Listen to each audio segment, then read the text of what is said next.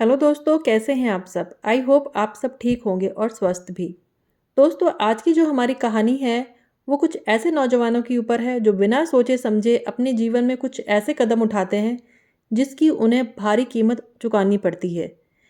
चलिए दोस्तों, ज़्यादा टाइम वेस्ट ना करते हुए अपनी कहानी स्टार्ट करते हैं। शादी की पहली रात थी और मैं बहुत घबरा रही थी। शरीर कांप रहा था, ये सोचकर ही मेरी जान निकल रही थी कि अगर आकाश को पता चल गया कि मैं कुंवारी नहीं रही तो वो मुझे जान से मार देगा, क्योंकि मेरे पेट में अमित का बच्चा था। बारिश की वो रात मैं कभी नहीं भूल सकती थी, जब मैं और अमित एक गलती कर बैठे थे। आखिर आकाश रात 1 बजे कमरे में आया। मेरा दिल जोर से धक धक कर रहा था, क्योंकि मेरा राज खुल जाना था। फिर आकाश मेरे बहुत करीब आ गया तो मेरा शरीर देखकर, आशी मेडिकल की स्टूडेंट थी, क्योंकि वो डॉक्टर बनना चाहती थी, इसलिए उसने मेडिकल कॉलेज में एडमिशन ले लिया और दिल लगाकर पढ़ने लगी। आशी की क्लास में एक भाई बहन भी पढ़ते थे। आशी की उनसे दोस्ती हो गई। अमित और उसकी बहन का समय ज़्यादातर आशी के साथ ही गुजरता। दोनों भाई बहन बहुत मॉडर्न सोच के थे। आशी और अमित एक दूसरे को पसंद करने लगे और मेडिकल की पढ़ाई पूरी होने के बाद शादी का प्लान भी बना लिया। लेकिन इंसान जो सोचता है वो ज़रूरी नहीं कि ज़िंदगी में वैसा ही होता है। आशी के साथ भी कुछ ऐसा ही हुआ। एक रात ने उस लड़की का सब कुछ बर्बाद कर दिया। उसकी ज़िंदगी में ऐसी भयानक रात आई कि सब कुछ बर्बाद हो गया। अमित एक आधुनिक सोच का लड़का था। वो शादी से पहले शारीरिक संबंधों को समय की ज़रूरत समझता था, लेकिन आशी ने उसका ऐसे किसी मामले में साथ नहीं दिया।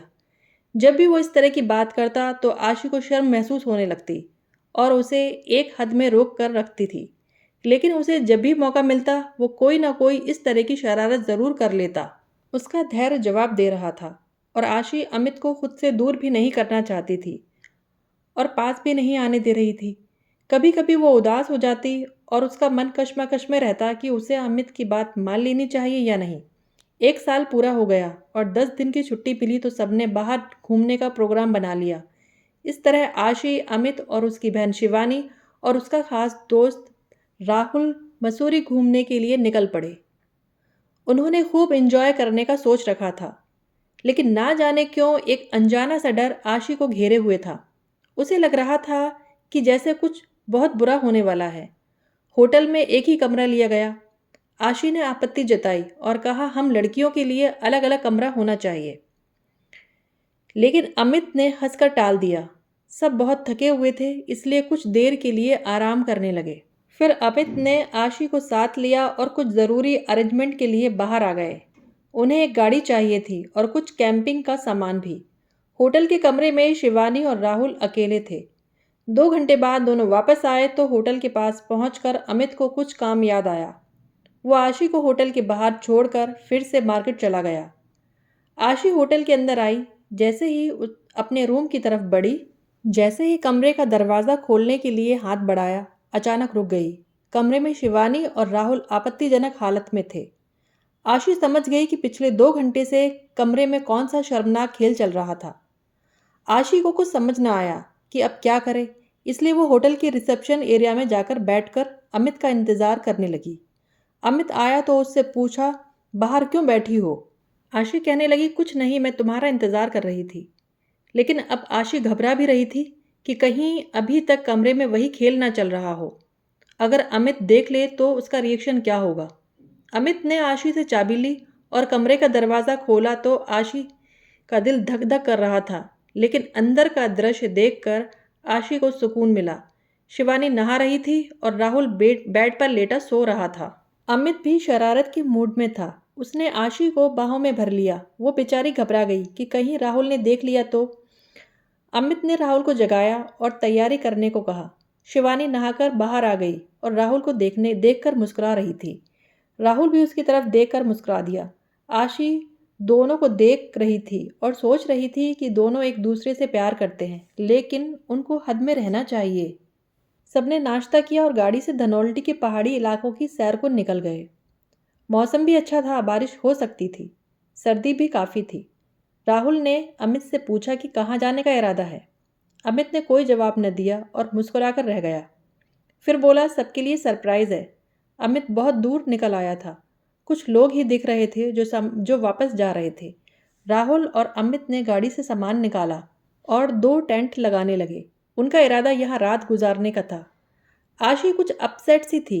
वो शिवानी के साथ कुछ दूर बैठी खूबसूरत नज़ारों में खोई हुई थी। अचानक आशी ने शिवानी से कहा, तुम राहुल को कुछ ज़्यादा ही ढील दे रही हो। मुझे सब पता है, हमारे जाने के बाद तुम दोनों कमरे में जिस काम में बिजी थे उसका अंजाम अच्छा नहीं होगा। शिवानी ने बेशर्मी की हद पार करते हुए कहा, क्या बताऊं यार, तुम लोग 1 घंटा और लेट आ जाते। फिर दोनों खिलखिलाकर हंस पड़ी और शिवानी ने कहा, डोंट वरी यार, राहुल ने प्रोटेक्शन यूज़ किया था। अमित को अपने पास आता देखकर दोनों चुप हो गईं।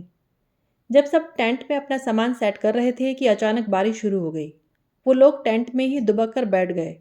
सबने दोपहर का खाना खाया और तब तक बारिश भी रुक चुकी थी। फिर सबने अपना अपना थोड़ा थोड़ा सा सामान अपने साथ लिया और एक पहाड़ी की तरफ बढ़ गए। राहुल और शिवानी आगे थे और थोड़ी ही दूरी पर अमित और आशी आ रहे थे। चारों तरफ लंबे लंबे देवदार और बांज के पेड़ और पहाड़ी खूबसूरत फूलों की बहार थी। शिवानी और राहुल बहुत आगे निकल गए। आशी थक गई और अमित से कहा कि कुछ देर सांस ले लें।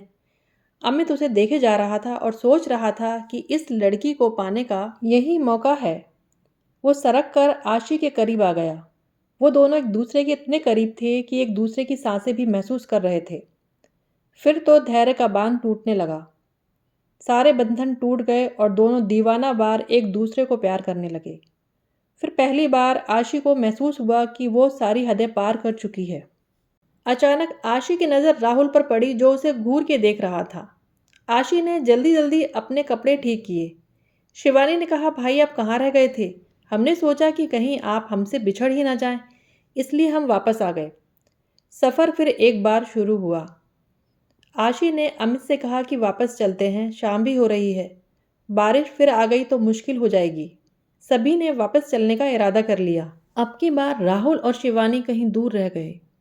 शाम का अंधेरा फैल चुका था। अचानक शिवानी की चीख सुनकर अमित वापस दौड़ा। आशी और अमित ने जो दृश्य देखा, उनके तो होश ही उड़ गए। राहुल नीचे खाई में गिरकर बेहोश हो चुका था। शिवानी रो रही थी। अमित ने राहुल को आवाज़ दी, लेकिन कोई जवाब नहीं आया। तो अमित ने नीचे जाने का फैसला कर लिया। आशी और शिवानी बहुत डर रही थी। उन्होंने अमित को नीचे खाई में जाने से रोक लिया। आशी के पास एक टॉर्च थी। जब उसकी रोशनी नीचे खाई में डाली गई तो ये देखकर तो उनके होश ही उड़ गए। राहुल का सर फट चुका था और वो इस दुनिया से जा चुका था। वो बहुत दूर आ चुके थे। जैसे तैसे वो लोग टेंट वाली जगह पर वापस आए तो उनकी गाड़ी और टेंट गायब थे। ये देखकर तो उनके पैरों तले ज़मीन ही निकल गई। अचानक 4 आदमियों ने उन्हें घेर लिया और अपने साथ ले गए। वो लुटेरे थे, लोगों को लूटते थे। फिर तो उनके साथ कुछ बहुत भयानक और बुरा होने वाला था। रात हो चुकी थी, सर्दी भी बढ़ रही थी। वो लोग उन्हें लेकर एक पुराने खंडर से मकान में पहुंचे, जहां एक भयानक सूरत वाला मोटा आदमी बैठा था। वो जवान और खूबसूरत लड़कियों को देखकर खुश हो गया। वो दोनों लड़कियों को अपनी हवस भरी नज़रों से ऊपर से नीचे तक घूर रहा था। उसने आगे बढ़कर अमित की बहन को खींचकर बाहों में कस लिया। अमित का जवान खून जोश मारने लगा। उसने आगे बढ़कर उस मोटे इंसान को जोर से धक्का देकर नीचे गिरा दिया। मुंह केवल गिरने से उसके जबड़े से खून का फव्वारा निकल पड़ा। दूसरे ही पल दोनों लड़कियों की चीख निकल गई। एक लुटेरे ने अमित के सीने में 2 गोलियां उतार दी और फिर अमित भी मर गया।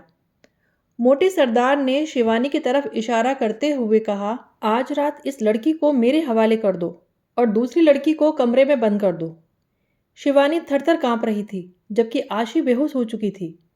आशी को जब होश आया तो उसने अपने आप को एक कमरे में बंद पाया। उसने चारों तरफ कमरे में नज़र घुमाई तो उसके सामने कमरे में एक खिड़की नज़र आई, जो आधी खुली हुई थी। अब उसके पास 2 ही रास्ते थे, या तो वो वहां से भागकर अपनी जान बचा ले या उन दरिंदों के रहमो करम पर ही रहे। तो वो हैवान उसकी क्या हालत करेंगे, ये सोचकर ही उसका पूरा शरीर कांपने लगा। वो जल्दी से उठी और उसने खिड़की से झांका तो उसको आसमान पर निकले पूरे चांद की रोशनी में नीचे की तरफ जाता हुआ एक रास्ता नजर आया। आशी खिड़की से निकलने की कोशिश कर ही रही थी कि उसे शिवानी की दर्द भरी चीख सुनाई दी। वो दरिंदे उसकी इज्जत से खेल रहे थे। शिवानी की दर्द भरी चीख सुनकर आशी की रूह कांप गई। उसने खिड़की से बाहर छलांग लगा दी। वो तेजी से उस सकरे रास्ते पर चली जा रही थी। इतनी तेज ठंड के बाद भी उसका शरीर पसीने से भीग रहा था। वो रुके बगैर चलती ही जा रही थी। अनजाने पहाड़ी, ऊंचे नीचे, पथरीले, कटीले, दुर्गम रास्ते, चांद की मध्यम रोशनी के सहारे पार करते हुए आखिर एक अनजानी सड़क पर पहुंच गई। उसको दूर से एक आती हुई गाड़ी की हेडलाइट्स नजर आई थीं। लेकिन सुनसान सड़क पर पहुंचते ही वो लड़खड़ाकर गिर पड़ी और बेहोश हो गई। जब होश आया तो सुबह हो चुकी थी और एक वो अनजाने घर में थी। इतने बड़े हादसे के बाद उसे मेंटली बहुत सदमा लगा था। उसका दिमाग काम नहीं कर रहा था। अचानक एक औरत कमरे में अंदर आई और उसके साथ क्या हुआ सब पूछने लगी। आशी ने अपने दिमाग पर जोर डालते हुए जो उसके ऊपर बीता सब बता दिया। अमित और राहुल जान से जा चुके थे। शिवानी का क्या हुआ होगा कुछ नहीं पता था। उस औरत ने मुझे एक आदमी के साथ शहर भेज दिया। यूं मैं लुटी पुटी अपने घर पहुंच गई। राहुल, अमित और शिवानी की तलाश में पुलिस रवाना हो गई, लेकिन कुछ हाथ नहीं लगा। 20 दिन गुजर गए। आशी की तबीयत खराब रहने लगी। उसका इलाज हुआ और फिर वो काफ़ी ठीक हो गई। इस सारी बात को आशी ने राज रखा कि किस तरह वो अमित के हाथों अपनी इज्जत गंवा चुकी थी और कैसे उन लोगों को किडनैप किया गया। उसने बस इतना बताया कि वो उनसे बिछड़ गई थी। आकाश उसके पापा के दोस्त का बेटा था और वो उसे बहुत चाहता था। आकाश ने आशी के रिश्ते के लिए अपने माता पिता को उसके घर भेजा, तो आशी के माँ बाप ने उसका रिश्ता तय कर दिया। आशी अमित की मौत को भुला नहीं पाई थी, क्योंकि अमित उसकी पहली मोहब्बत था। शादी के दिन करीब आ रहे थे, लेकिन आशी गुमसुम थी। अचानक उसे उल्टियाँ आना शुरू हो गईं और वो वॉशरूम की तरफ दौड़ी। वो मेडिकल स्टूडेंट थी, लेकिन उसने पढ़ाई छोड़ दी थी। वो समझ गई कि अब वो कुंवारी लड़की नहीं रही थी। वो गर्भवती हो चुकी है। उसके पेट में अमित का बच्चा था। शादी की रात वो कमरे में बैठी यही सोच रही थी कि अब क्या होगा। थोड़ी देर बाद आकाश सुहाग रात पर कमरे में आने वाला था। आशी की दिल की धड़कनें तेज तेज चलने लगी, क्योंकि उसका राज खुलने वाला था। आकाश कोई बच्चा नहीं था कि उसे पता न चलता। अचानक कमरे का दरवाज़ा खुला और आकाश अंदर आ गया। आशी सुहागरात के खौफ से पसीने में भीग चुकी थी। एक कयामत आने वाली थी। आकाश उसके करीब आ गया और उससे बातें करने लगा। वो अपना सर हिलाकर जवाब दे रही थी। आखिर वो पल भी आ गया जिसका उसे डर था। आकाश ने उसे बाहों में भर लिया और प्यार करने लगा। वो आशी का दीवाना था। बहुत इंतज़ार के बाद आशी से शादी करके उसकी दिली मुराद पूरी हुई थी। फिर वो हुआ जिसका डर था। अचानक आकाश ने महसूस किया कि उसकी बीवी कुंवारी नहीं है और वो परेशान हो गया कि ये सब क्या है। उसने सवालिया नज़रों से आशी की तरफ देखा तो वो सर झुकाकर बैठ गई। आकाश ने अपनी शर्ट पहनी और जाने लगा तो आशी उसके सामने आकर खड़ी हो गई। आशी की आंखों में आंसू थे। आकाश ने कहा, आशी अब क्या रह गया है? तुमने तो मेरा भरोसा और दिल ही तोड़ दिया है। लेकिन आशी ने कहा, पहले आप मेरी बात सुन लो, फिर फैसला करो। आपका जो भी फैसला होगा मुझे स्वीकार होगा। आशी ने जो उसके साथ हुआ एक एक करके सारी बातें आकाश को बता दी और सिसकियां भरकर रोने लगी। आकाश उसे हैरानी से देख रहा था। वो एक नरम दिल और अच्छा इंसान था। वो सोच में पड़ गया कि उस लड़की ने कितना दर्द भरा समय गुजारा है। प्यार में इंसान अंधा हो जाता है और सही गलत की समझ खो देता है, इसलिए बहुत सी गलतियां कर बैठता है। ऐसे ही आशी भी एक गलती कर चुकी थी जो उसके पेट में पल रही थी। वो रात ऐसे ही गुजर गई। कल सुबह आशी का आकाश से सामना हुआ तो वो सर झुकाए परेशान खड़ी थी। आकाश उसके पास आया और बोला, आशी, रात वाली बात के लिए माफ़ी चाहता हूँ।